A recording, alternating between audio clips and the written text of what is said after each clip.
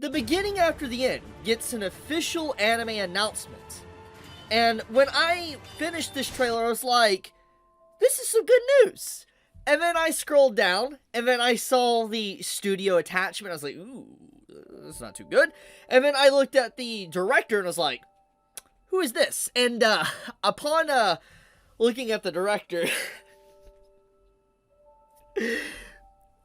he's worked on Date A Live as the director and School Days as the director. And to be fair, these are old series, years ago at this point. So let's look at, like, his newest stuff.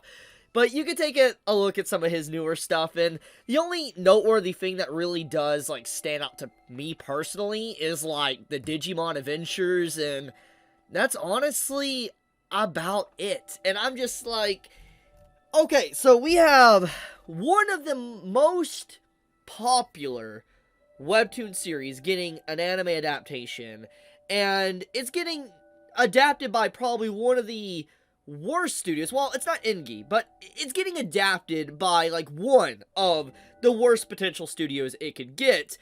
And it's got a director, which, no hate to the director, you know, he has his own talent and skill as well.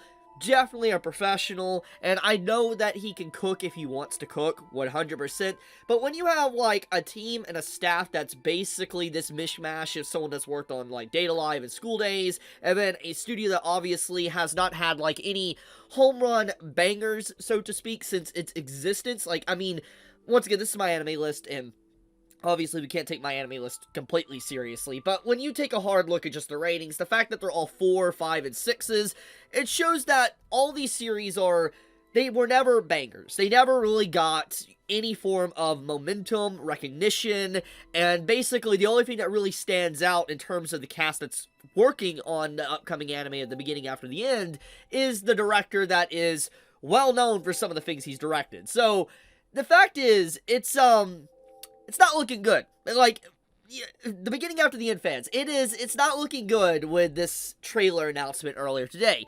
Now, to be fair, this is very early on, and from what information we got today, you know, the beginning after the end is not set to air until next year, 2025, okay? It's a long time. Well, it's not really a long time. I mean, to be fair, we're like 3 months away from 2025, but, like, we know that it's potentially 9-8 months out from now, so there is some time there for them to cook or whatever. This is a very early presentation of the show. But looking at the staff, looking at the studio, it's very clear that, I think it's Tapas, you know, the people that own the beginning after the end, like the platform it's, like, published on. I'm willing to bet you when they were probably licensing out the beginning after the end to get, like, an anime adaptation, they probably took the cheapest route, and that's probably what happened here. They wanted to do the most cost-effective, cheapest route to be able to get the beginning after the end animated, and, it definitely shows. Now, once again, there's no, like, confirmation to back this up, but definitely when it comes to stuff getting, like, anime adaptation, you usually have a bunch of studios come in, the production committee and stuff, and, you know, usually there's a process to where what studio do you want, and usually the early ones you get might be the cheapest ones, and in this case, that's basically what probably happened here. But even disregarding this, there is something I do want to talk about. In the comment section of this anime announcement on my anime list, someone brought up something that is pretty interesting. Now, I don't know if this is true or not, but apparently the publisher of, like, the series, like, changed the illustrator because they wanted to reduce the salary, but he did not accept. So basically, there was already ongoing stuff for a while now within the work of the beginning after the end, that the illustrator actually got changed out because they wanted to cut costs. If that's indeed the case, we can already see the, how management is handling the beginning after the end. So, it's pretty sad to see if this is indeed true or not, but getting back into the main topic, the point is that beginning after the end is a very beloved series. It's really loved. Like, it's not a low-name, low-tier series by any means, and the presentation of this trailer alone, I think is already giving it a very bad look. And hear me out on that, okay? Everybody knows, at this point in time, if you watch my content, I'm a fan of isekai slop. I do. I like isekai trash. I will watch it even if it is just fundamentally 100% objectively trash. I'll potentially watch it. And the reason for that is because I'm a sucker for fantasy, okay? I am. I like dragons, I like swords, I like knights, I like wizards, you get the point, okay? I'm a D&D fan, Warcraft fan, you get it. Anyways, I like those type of stories, and typically when you're sorting through the trash, you might come upon an unpolished gem, a diamond, or a ruby, whatever, okay? And basically, the image or the look that the beginning after the end is getting, especially with this trailer, it looks like a very generic isekai, or a generic fantasy story. That's what it looks like. It looks super, super generic, very subpar, below average to average type of presentation that this trailer presents, and that's very sad. It's legitimately sad because it is unique. It is. Now, its origins are definitely controversial to a degree when it comes to two different communities, and I guess let's segue into that one. This, what you see on screen, is Mushoku Tensei and the beginning after the end. The top is the beginning after the end, the bottom is Mushoku Tensei. Now, obviously, this seems very similar, and obviously it's just one frame out of like an episode or from, the beginning after the end, but the reason why I'm drawing, an actual focus on this, like a spotlight, is because there is a huge discussion between both of these communities that the beginning after the end ripped off Mushoku Tensei. Now, I don't know the core, full argument, everything, all the evidence that's brought to the table, but it is very clear from what I have read of the beginning after the end that yes, there is a lot of similarities between both series, 100%. Now, we could chalk this up to just the genre and the themes and stuff like that, and what the story is about and stuff. You could chalk it up to that, but it's very clear, at the very least, the author of the beginning after the end was potentially inspired by Mushoku Tensei to some degree. Even if not, like the whole series, some elements definitely were pasted into the beginning. And so for a very long time, basically, there's been a heavily ongoing debate that basically the beginning after the end is the bootleg version of MT. Now, even if you agree or disagree with that, the comparisons are definitely there. You can easily find a lot of discussions about this online, and it's been an ongoing discussion for years at this point.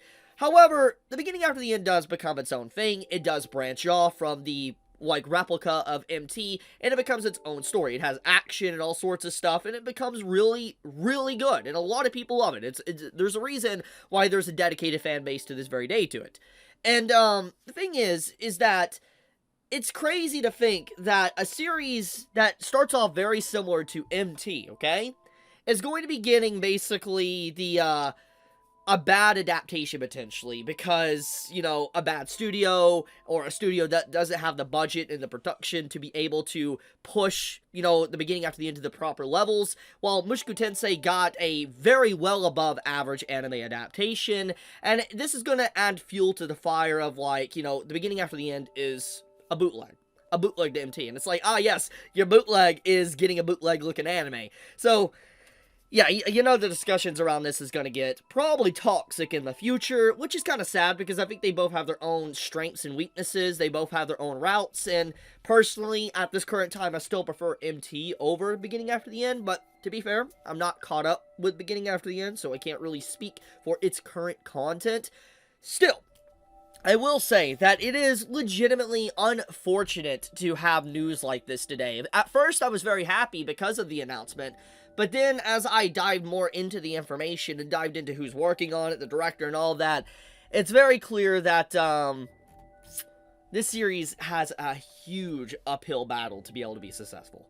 It probably has the hardest uphill battle, I think, of any webtoon/webcomic series to anime I've seen. It is legitimately a massive hurdle that needs to be overcome.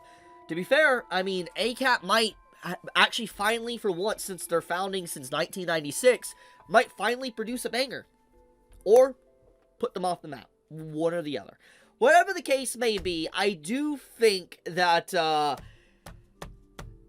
beginning after the end is going to be talk of the town when it does release, for good or bad. Whatever will happen, it's going to be one of those. But I do hope it's good. I really do. It's a really good story from what I've read. And I do think that it deserves an amazing anime adaptation. But seeing something like this, it does sadden me. I really wish that there was a lot more love and dedication and care put with these titles. Because it's like a lot of these webtoon webcomic series could really become just outright bangers and smash success and hits if they were given enough time to cook with proper team.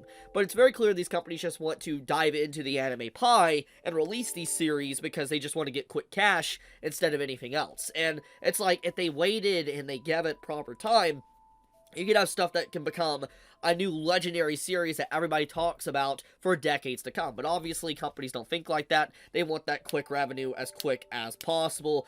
Obviously, it feels really counterintuitive if you release a bad product, but you get the point. People are going to watch it regardless, even if it is terrible. But they could stand to make a lot more if they made it a lot better. Anyways, all I'm going to say is that this announcement really caught me by surprise, and I do hope it's good, but it ain't looking good. Ain't looking good at all. I'll leave it at that, though. Thank you so much for watching. May all of you have a fantastic day or night wherever you live. Be safe, stay healthy, and I love you guys. Chibi out.